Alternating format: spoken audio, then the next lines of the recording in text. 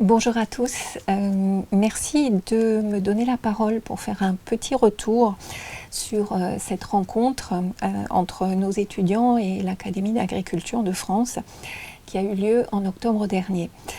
Cette rencontre a été pour nous, pour le pôle Tropique et Méditerranée, un jalon un peu particulier dans une réflexion plus globale que nous avons ouvert il y a quelques mois déjà sur notre positionnement, notre stratégie dans un monde de coopération internationale qui change vite et profondément. Vous le savez, le pôle porte au sein de l'Institut Agro un ensemble de formations, un ensemble d'activités de recherche, d'expertise, de coopération internationale pour un développement agricole et agroalimentaire durable. Dans le contexte de grande incertitude qui est le nôtre aujourd'hui, les valeurs, les objectifs, les actions qui sous-tendent le concept de développement durable sont très fortement questionnés. Et c'est ce qui nous a conduit à engager en début 2024 cette réflexion sur comment enseigner et accompagner le développement durable dans un monde qui se transforme profondément. En juin dernier, nous avons eu une rencontre, un séminaire interne, une journée de réflexion avec des contributions du personnel, avec l'appui du conseil, avec des grands témoins extérieurs. Il était évidemment important de donner la parole aussi aux étudiants sur ces questions. Comment est-ce qu'ils voient, eux, le développement durable, le monde qui change, quel genre de partenariat est-ce qu'ils ont envie, eux, de construire. Nous avions convenu, dans le fil de cette réflexion, de mettre à profit une unité d'enseignement, que dans notre jargon on appelle l'UETR1, TR pour transversal. Cette UE porte sur questionner les référentiels qui structurent les métiers du développement agricole et agroalimentaire. Cette UE, elle se déroule en septembre chaque année. Elle rassemble un peu plus d'une centaine d'étudiants issus de 4 spécialisations qui travaillent sur le développement, donc RESAD, Sistel, Idéal et MOCAS. Et elle a pour objectif de développer les capacités des étudiants à comprendre et à s'interroger sur les cadres de pensée, donc les référentiels, et les postures qui structurent leurs futures pratiques professionnelles. La question de comment travailler dans le sens du développement durable dans un monde qui évolue fortement est bien évidemment au cœur des questions qui sont abordées dans cette UE. Entre-temps, l'Institut Agro de Montpellier avait été contacté par l'Académie d'agriculture de France pour organiser une rencontre avec des jeunes africains, des jeunes européens, autour d'un plaidoyer que l'Académie venait de produire. L'Académie, chaque année, choisit un thème stratégique, rassemble des scientifiques, des experts, consulte, réfléchit et produit une note de synthèse destinée à alimenter la réflexion des décideurs politiques français et européens. En 2024, cette réflexion a porté sur, son titre c'était « La transformation des systèmes alimentaires, plaidoyer pour de nouveaux champs et modalités de partenariat entre l'Afrique et l'Europe ». Pour produire ce plaidoyer, l'Académie s'est appuyée sur des savoirs scientifiques, sur des experts de haut niveau, français et africains. Mais dans la phase de finalisation de cette réflexion, elle a souhaité dialoguer avec des jeunes, donc nouvelle génération, à la fois africains mais aussi européens, donc établir un dialogue autour des thématiques qu'elle a travaillées dans ce plaidoyer. Nous avons accepté d'organiser cette rencontre, mais il nous a semblé intéressant d'aller plus loin que simplement juste une rencontre, mais aussi donc de faire de cette rencontre un moment pédagogique et un moment de réflexion collective avec les étudiants. Et c'est donc là que cette initiative rencontrait la réflexion du pôle autour de dialoguer avec ses étudiants sur la question du développement durable. Et donc nous avons décidé d'insérer cette rencontre dans l'unité transversale sur questionner les référentiels du développement.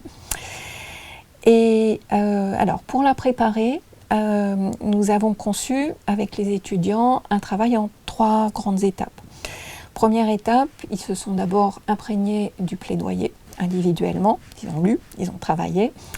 Dans un second temps, nous avons fait un travail de groupe, donc en 11 groupes qui ont travaillé en parallèle, sur 4 questions qui leur étaient posées, sur la durabilité des systèmes alimentaires. Et cette étape-là, elle avait vraiment pour objectif de donner une base solide en termes de connaissances scientifiques, de réflexion, d'argumentaire, pour que l'ensemble des étudiants puissent s'emparer de cette thématique et y réfléchir. Ce travail était organisé autour de 4 grandes questions. La première de ces questions, très logiquement, c'est quels sont selon vous les principaux problèmes de durabilité des systèmes alimentaires en Afrique ? Une deuxième question sur quelles sont les actions qui selon vous doivent être engagées pour y remédier ?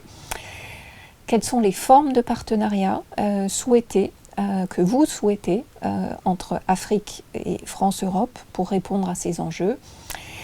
Et comment est-ce que vos propositions, à vous, se positionnent par rapport au plaidoyer de l'Académie d'agriculture?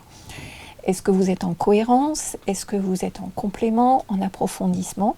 Est-ce que vous êtes en opposition? Mais dans tous les cas, vous argumentez. Donc c'était ça, le cahier des charges en fait proposé aux étudiants. À la fin de cette deuxième étape, nous avions donc 11 PowerPoint qui ont permis de dégager ensuite les principales idées en fait, qui émanaient de cette réflexion collective avec des cohérences, des divergences entre les 11 productions, mais une base solide de réflexion. Dans la troisième étape, un petit groupe d'une douzaine de volontaires issus des 11 groupes a préparé avec les formateurs une synthèse, et c'est cette synthèse qui a été préparée, qui a été présentée à l'Académie en ouverture de la rencontre du 10 octobre. Alors, dans l'analyse des étudiants, 4 grands problèmes et axes d'action ont été mis en évidence. Un premier grand axe a porté sur la durabilité des systèmes de production dans un contexte de changement climatique. Les étudiants ont abordé cette question à la fois vraiment sous l'angle des ressources et de la gestion des ressources, mais aussi sous l'angle institutionnel pour affronter cette durabilité des systèmes de production. Il faut des agriculteurs, il faut des jeunes qui s'installent, il faut des services, il faut de l'accompagnement. Donc un ensemble de conditions à la fois naturelles mais aussi institutionnelles pour assurer cette durabilité et qui aujourd'hui sont questionnées, sont précaires. Un deuxième axe de travail, ça a été la réflexion sur l'impact négatif des importations sur les productions agricoles locales et nationales. Avec comme corollaire la nécessité, pour renforcer ces capacités locales et nationales, la nécessité de structurer les filières en appui à ces agricultures. Un quatrième axe très important portait sur les relations asymétriques entre Nord et Sud qui sont aujourd'hui en jeu dans la durabilité des systèmes alimentaires. Cette synthèse débouchait sur une analyse critique des modes de partenariat actuels. Alors, dans cette synthèse critique, il y avait là aussi 4 grands points que les étudiants ont relevés. Un premier point sur le fait que les partenariats actuels ont une limite évidente parce qu'ils sont inscrits dans des relations donateurs-bénéficiaires, et là les mots comptent, donateurs-bénéficiaires, et qu'ils sont fortement, selon eux, orientés par les intérêts du Nord. Un deuxième point dans leur réflexion a été de définir ce que pour eux est un partenariat souhaité. Quelles sont les formes de partenariat qu'ils souhaitent? Ce partenariat, d'après eux, il doit être co-construit, il doit être à intérêt partagé, il doit être transparent et il doit être fondé sur une confiance mutuelle.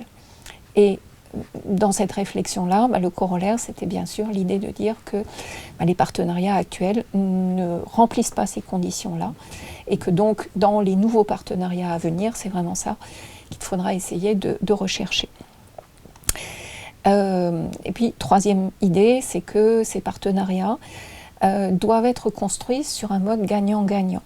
Gagnant-gagnant au sens de, il y a des intérêts en Afrique, il y a des intérêts en Europe, et quelque part, ces intérêts doivent se rejoindre.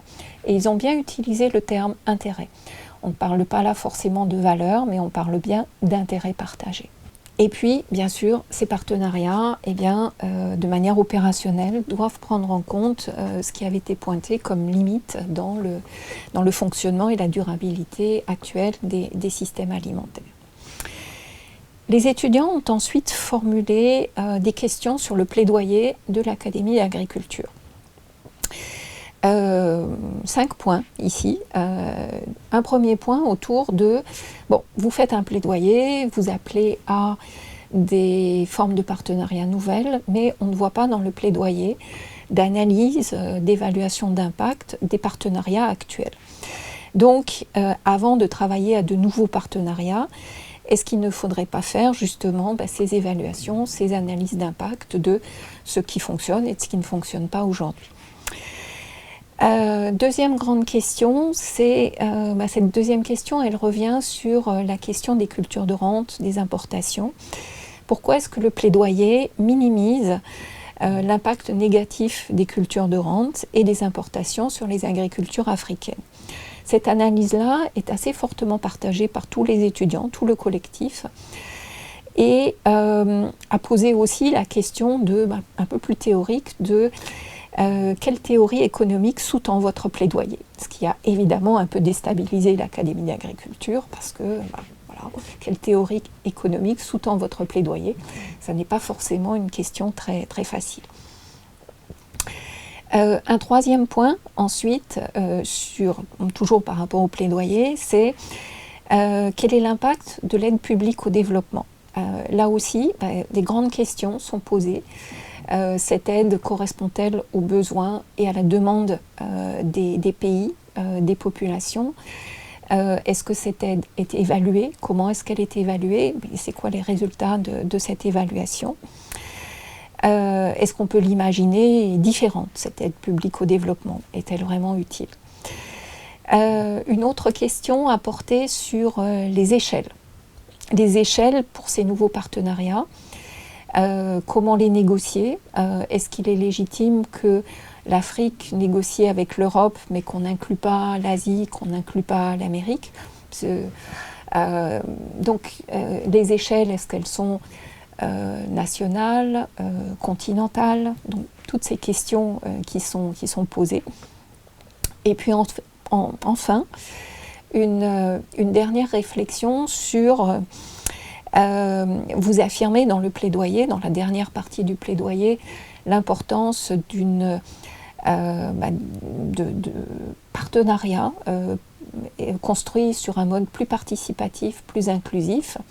Mais cette ambition-là, cette question-là, elle pose aussi beaucoup de nouvelles questions.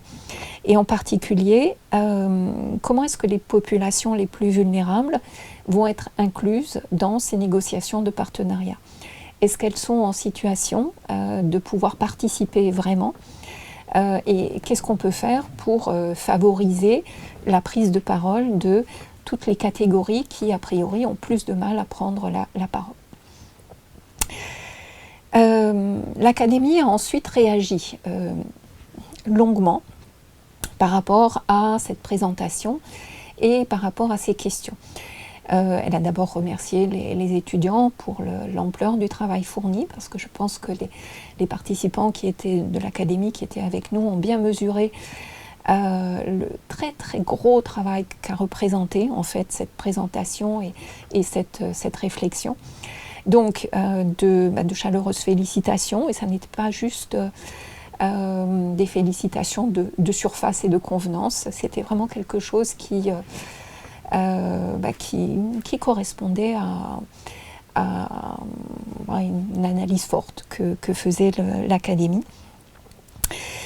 Elle a souligné la pertinence de l'analyse et la pertinence des questions posées, avec l'idée que le plaidoyer aujourd'hui est à un stade encore version provisoire et qu'il y avait là des pistes qui, sans aucun doute, pouvaient enrichir ce plaidoyer que l'Académie allait prendre en compte pour la nouvelle, la version plus définitive.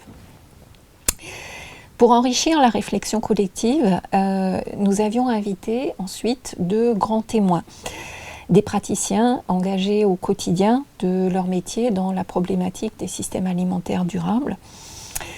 Le premier de ces praticiens, c'est Franck Martial Takamgang du programme AFOP. Donc Franck dirige une des composantes de ce programme qui forme et qui insère des jeunes en agriculture au Cameroun. C'est un programme national à l'échelle du Cameroun. Franck nous a dit 3 choses marquantes. Il nous a dit d'abord que l'expérience d'AFOP montre que on peut construire de nouveaux partenariats, de nouvelles formes de partenariats entre professionnels africains et professionnels européens. Et que les 10 ans de collaboration entre le programme AFOP et le consortium formé en France pour accompagner AFOP avaient démontré que ces nouvelles formes de partenariat plus équilibrées étaient possibles. Il nous a dit ensuite, deuxième point important de sa réflexion, que l'expérience d'AFOP montre aujourd'hui que les jeunes s'installent en agriculture, qu'il y a un renouvellement des générations et que ces jeunes réussissent dans leur installation. Ils sont plus de 6000 aujourd'hui formés dans AFOP et installés, accompagnés par AFOP. Ils sont au cœur des systèmes alimentaires, ils sont autonomes. Il démontre que, et ça les études faites par AFOP le montrent, en 2 ans de travail, en 2 ans dans leurs exploitations, ils dégagent une valeur ajoutée, donc une richesse équivalente à l'investissement public qui a été consenti pour les accompagner dans leur formation et dans leur insertion. Et que on a là donc une illustration du fait qu'il y a un profond espoir du côté des agricultures et des agricultures familiales et de ces jeunes par rapport à l'avenir et au système durable, système alimentaire durable à l'avenir. Le troisième point que Franck a développé brièvement, mais qui était un point important, c'est que ces très beaux résultats obtenus par AFOP sont aujourd'hui très précaires parce que le processus d'institutionnalisation de ce programme, jusqu'ici soutenu par l'AFD, et maintenant, qui rentre maintenant dans le budget national du Cameroun, ce processus n'est pas abouti pour l'instant et comporte beaucoup d'incertitudes pour l'avenir. Notre deuxième intervenant, grand témoin professionnel, donc M. Mayaki, lui est responsable politique depuis très très longtemps. Il a été Premier ministre du Niger à la fin des années 90. Il a été ensuite responsable du NEPAD pendant 13 ans et il est aujourd'hui représentant de l'Union africaine pour les systèmes alimentaires. Donc quelqu'un qui est complètement au cœur de cette problématique des systèmes alimentaires durables et qui a été largement mobilisé au début de la réflexion de l'Académie d'agriculture pour poser le cadre de l'analyse. Et donc M. Mayaki avait accepté de contribuer à notre rencontre et de rencontrer par vidéo, bien sûr, les étudiants. Alors lui aussi nous a dit des choses fortes et qui ont fait réfléchir sur le moment et qui continuent à nous faire réfléchir.